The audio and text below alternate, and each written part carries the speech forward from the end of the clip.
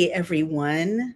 Wow, it's Naomi Wolf. I just figured out StreamYard and I'm so happy to be streaming. Let me know if you can see me and hear me. I'm reading Happy Thanksgiving, belatedly. I'm reading my latest Substack, which is called Thanksgiving in a Victim World, Resuming Our National Holidays After a Mass Violation. I recently traveled to Florida to do research for a new book. I stayed in a hotel for almost a week in a modest touristy town a few miles from the beach. Every day, from the moment I opened my eyes till the moment I settled into my cool hotel sheets, my heart exulted with an indescribable happiness. You know those dreams in which a loved one who is dead appears to you in full health and vigor and youth, and you say to that person in the dream with tears of joy streaming down your cheeks, "Oh my God, you are not dead." But then you wake up and that person is still dead. It was that dream, but for a nation. In Florida, I was in a delirium of happiness mixed with nostalgia, mixed with grief, because it felt like America. It felt the way I remember America to have felt pre-2020. The malls, the cookie cutter townhouse developments, the chain stores and auto body shops, churches and sports bars were the same as they were anywhere else in the country. But the people were entirely different. The culture was entirely different. Everywhere I went, I saw people who were proud and confident and relaxed. It didn't matter who they were or from where they had come. This was a universal birthright, it seemed, in that part of America. The very young bartender busboy who had recently immigrated from Thailand, he was proud and confident and relaxed. The multi-generational family reunion groups, families who had lived for generations in the region, were proud and confident and relaxed. The suburban moms walking to their vans in the mall, they were proud and confident and relaxed. My Uber driver, a special operator whose wife had opened a Philippine food truck in the downtown area, he was proud and confident and relaxed. The pretty 40-something bartender with one side of her head shaved and with a flowering vine tattooed down one arm, who showed me pictures of her two adult sons, one, as she explained, who had autism. The young men standing on either side of their mom, hugging her tight, and all of them grinning. She too was proud and confident and relaxed, and so on. African American, Caucasian, Latino, whatever, male, female, aged and young, this was a quality that united everyone. There was a big colorful sign, a piece of public art in the little green park flanking the mall. People stood in front of it to take Instagram photos. It read, "You are deeply loved." Once when I was walking back to my hotel, I passed a small group of people, 3 or 4 with their arms around each other, heads bowed in a huddle, colleagues, friends, a family. I realized that they were unselfconsciously publicly praying. The pride in themselves and the calm sense of security of people everywhere around me, simply being who they were and gladly, openly showing others who they were, really struck me. I remembered this quality from the before era as being generally true of Americans. It was this once American quality that had formerly so fascinated the rest of the world, the broken, fearful, inhibited rest of the world. Whether it was the 1950s admiration in ravaged Europe for the proud, relaxed gunslinger John Wayne, or the French marveling in the 1960s at the unabashedly goofy Jerry Lewis, or the admiration worldwide in the 1970s with beat poet Allen Ginsberg sharing his wild, free verse with rapt college students while he was seated on a meditation pillow. Americans were magnetically attractive because we were once so proud of ourselves, of our speech, our liberties, in a nation in which our individuality was protected by an intact constitution. We were relaxed compared with other peoples, because our rights were inviolable. The lure of America was not that, quote, the streets were paved with gold, or that one could make a fortune in a generation, though that was attractive, no doubt, to many. The true magnetism of Americans was that we acted like free people. It was that charismatic quality that everyone still had in Florida and that had been lost in the quote lockdown, quote mandates states. Excuse me. Because people in Florida felt relaxed, proud, and confident, and because they had never been held hostage indoors against their will, told where to stand, stripped of their holidays by the state, or forced into submitting to poisonous, unchosen injections, there was a rhythm to social life there still. People from all walks of life chatted away with one another. The lady who wrapped up the sandals I bought chatted away with me. She chatted with all who came in. The chiropractor I visited chatted away with his customers. The salad shop workers chatted with the people who dropped off the bagels. The lady moving her grocery cart around me made a jolly friendly remark.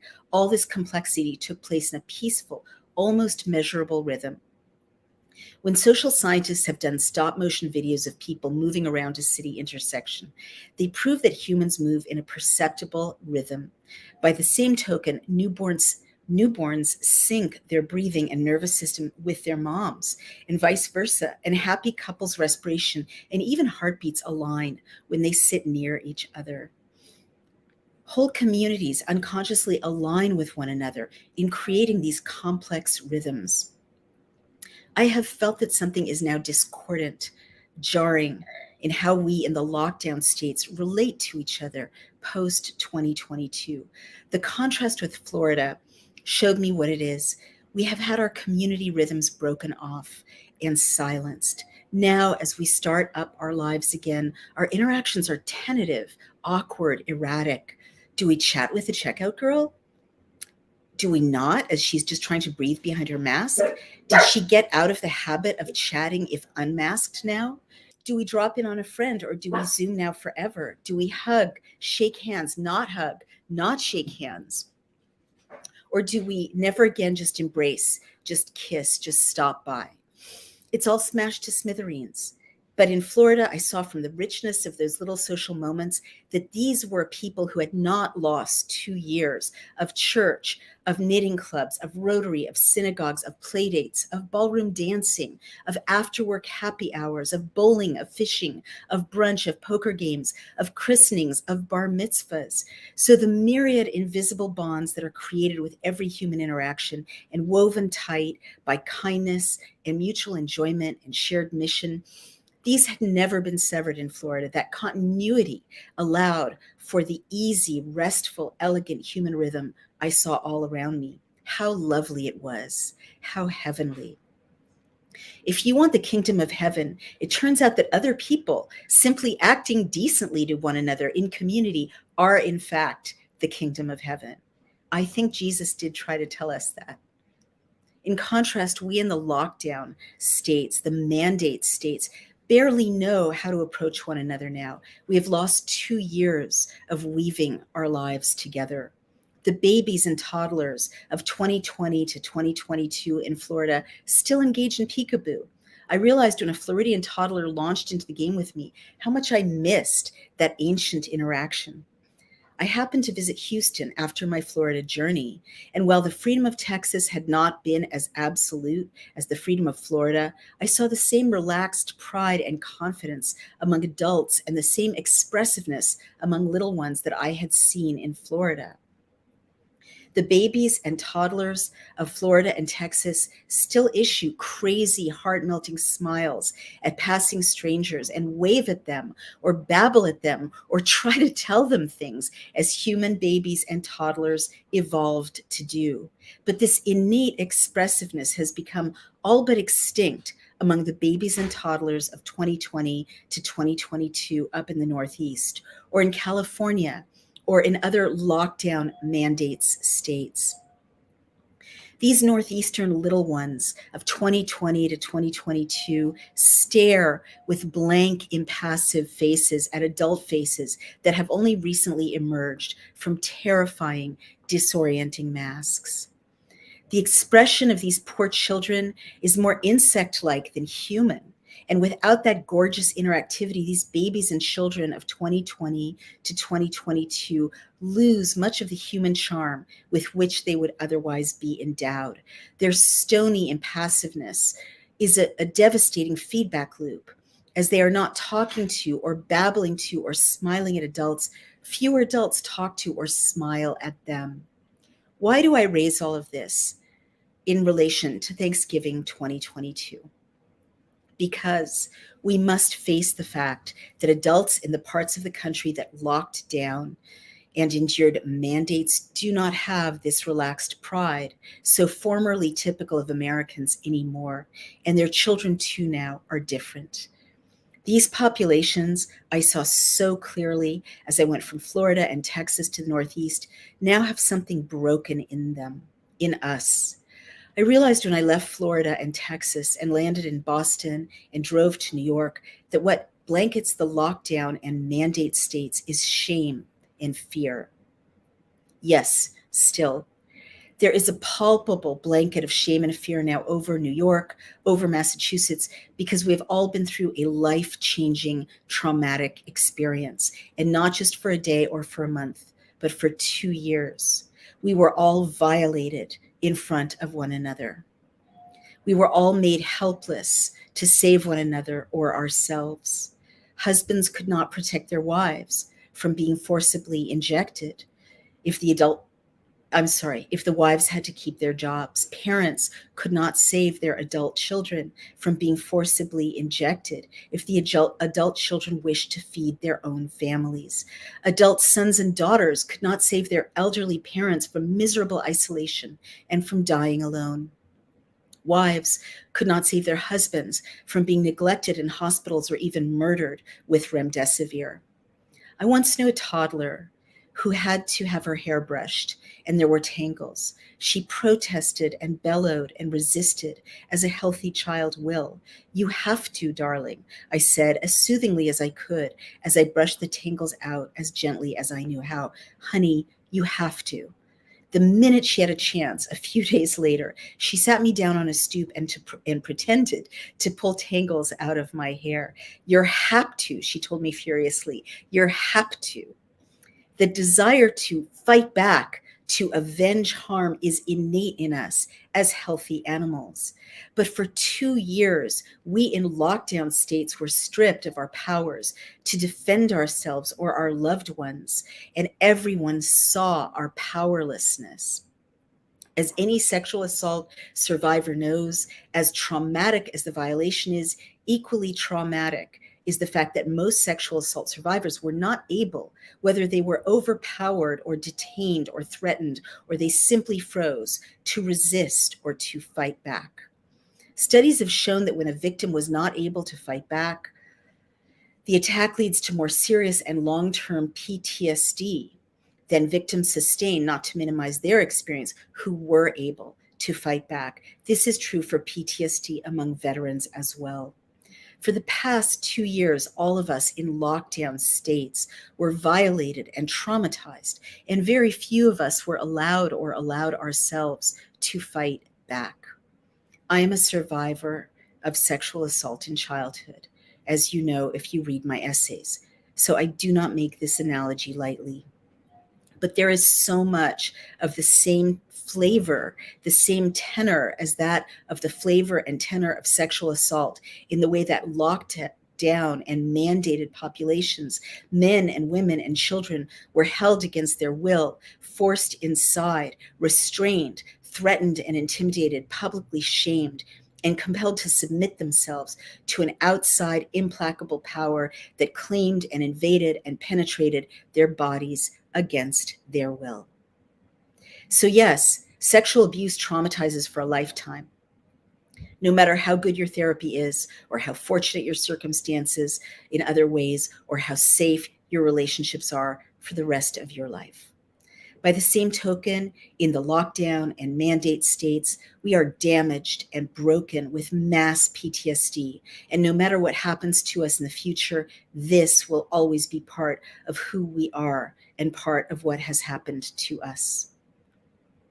You always have messed up trust-related skills as a sexual assault survivor. This safe situation turns dangerous in the blink of an eye. How can you ever be really safe again? This babysitter turns into a devil. This professor mutates into a monster. Where is true safety? By the same token, The rest of us who lived in lockdown and mandate states will always live with a shadow of fear. The public demonstration of the helplessness of a hostage or of a target of sexual abuse is standard in warfare. I will always be haunted by the survivors of mass rapes in Sierra Leone. Their assailants intentionally injured them vaginally and made the attacks a matter of public knowledge. The women were identified as having been damaged or ruined. The shame inflicted on the victims was intentional, but the community too was targeted with shaming by the enemy, as the community was publicly revealed to the world as being too weak to protect its women and its girls. There is a reason that when an invading army wishes to break a population, it will force a father to watch the torture of a child or force a husband to witness the rape of a wife. This helpless shame breaks people. So the blanket of shame and fear I felt in Massachusetts and New York State, compared with its absence in Florida and Texas, will be part of the feeling, the atmosphere in those states for decades, for the rest of our natural lives. And again, what does this have to do with Thanksgiving?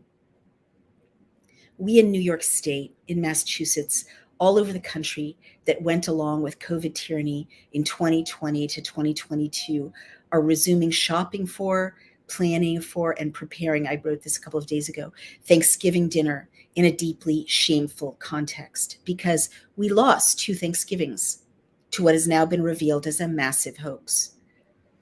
And we all know it now. Our gullibility, the wool that was pulled over our eyes, is now a public matter. At the checkout counter in my local supermarket, people were trying hard to chat and joke casually about the upcoming holiday as they used to pre-2020. I have the pies and the ice cream, and there's enough food for an army, so I figure if there's anything else they want, they can do without or get it themselves. Yeah, the older generation likes to take control of cooking the turkey, and I'm fine with that. Yes, it's so true. I always leave too much shopping for the last minute. These are quotes from shoppers and so on. As if everything is normal now, but everything is not normal now. We are having Thanksgiving in 2022, but it turns out we could have had Thanksgiving in 2021. And we could even probably have had Thanksgiving, those of us who might have chosen to do so, in 2020. We were lied to right down the line. So we lost 2 Thanksgivings. There are children who are almost 3 years old now who have never had a Thanksgiving at all. A famous poem, A Shropshire Lad, by A.E. Housman about springtime reads, "Loveliest of trees, the cherry now is hung with bloom along the bough, and stands about the woodland ride, wearing white for Eastertide. Now of my 80 years and 10, 20 will not come again. And take from 70 springs a score, it only leaves me 50 more. And since to look at things in bloom, 50 springs are little room, about the woodlands I will go to see the cherry hung with snow." We don't have that many Easters, that many Christmases in a human lifetime, that many Passovers, that many Thanksgivings. How many Thanksgivings do you have left? 20? 60? 2? 1? None of us knows. But the Dr. Walensky's of the world, the Dr. Fauci's, the president, the governors, who have no right over you, decided without your consent that they knew better than you what was important in your life. And they decided to take away forever 2 of your Thanksgivings. You will never get those back. So we try to pick up again here in the Northeast our rituals with a sense of awkwardness and shame that they were so easily stripped from us, shame that we were so duped, shame that we so publicly could not protect ourselves or our loved ones. Men were unmanned, women were unwomaned. The Thanksgiving tables may even look different than they did pre-2020. Some families are broken right through. Some relationships will never heal. All of us outside of Florida and Texas, and maybe South Dakota, the few non-lockdown, non-mandate states, are now victims. We never won't be. For Thanksgiving, I want America back. but to make all of America, not just a few blessed states, free and confident, safe and relaxed again, it'll take a generation. And it can only happen for us as a nation trying to heal, just as this is true for any of us who try to heal as individuals, if we first face the agonizing fact that our bodies were indeed a battlefield, as the feminists used to say, that we were indeed as a nation stripped and shamed before everyone, held hostage and plundered and violated. Sorry to offer you such a bitter dish before a habitual feast, but I think there is no honest way not to do so. May your tables be blessed with abundance and grace tomorrow, but above all, may they be blessed as well with the truth. I hope you're having a wonderful Thanksgiving holiday with family and friends. This is Dr. Naomi Wolf. This is the podcast Outspoken, and you can support us. Please continue to do so on DailyClout.io. Thank you so much. Hey everyone, it's Naomi Wolf of DailyClout, and I am asking you to please, if you like the video you just saw, support us, become a member, donate. You can send checks to P.O. Box 24, Millerton, New York, 12546, or go to DailyClout, DailyClout, become a member or donate. Thank you so much for your support. Every penny goes for paying our hardworking staff, paying hosting costs, and paying our lawyers who have been leading the fight to keep you safe and free, to keep the Constitution safe and to keep you free. Thank you so much.